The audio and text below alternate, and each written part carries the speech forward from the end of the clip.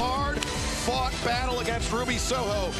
And timeless Toni Storm not looking all that impressed. But fans, as of late, Wardlow has been on a rampage. No pun intended. What up, y'all?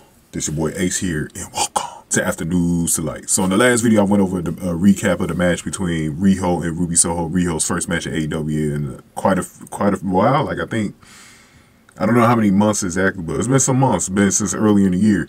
I think the springtime. But Riho had her first match against Ruby Soho. So if y'all want to hear my recap for that, go to the last video, or just hang in at towards the end of the video. This is not going to be a long video. Hang in towards the end of the video and get the link there, and I'll have it on the end screen. But let's just talk about it from Toni Storm's standpoint. So Toni Storm came out and was on the commentary. She was great as usual. I love how she was kind of just all the way, actually she was just really all the way in character the whole time on commentary. Was trying to ignore the commentators, especially when they asked her questions and stuff like that. It was great. Mariah May came out with her with a title. We didn't see Luther though. She said Luther was back at home cooking her a delicious dinner. I was laughing about that. I was like, man, this dude's her slave and shit.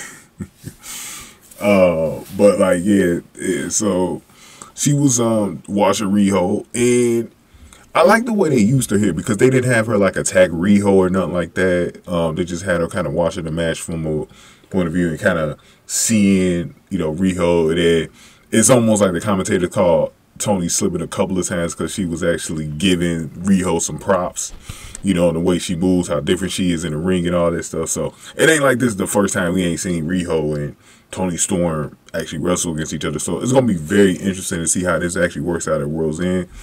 Right now, it seems like they cooled down a little bit with the stalker stuff with her and Mariah May, from what I've noticed. But Mariah May was with her, so it looks like she's got Mariah May as sort of a voluntary assistant role right now, like a Luther. Maybe I think if they do it right, they should do it like Wardlow and MJF, but not with Mariah May. It's like this baby face. I think more like Tatum Paxley, some stalkerish type stuff. Tatum Paxley down at NXT with Lyra Valkyria. Listen to my videos about that with NXT, and y'all know exactly what I'm talking about. But it's going to be a very interesting match. Toni will win, but I do want to see the crowd, because the crowd was reacting very positively to Riho. They were getting loud for Riho. She's definitely a crowd pleaser, and that's why it's going to be interesting, because Toni Storm has been over with the crowd. Long Island is definitely one of those pure wrestling, you know, towns and cities in New York City.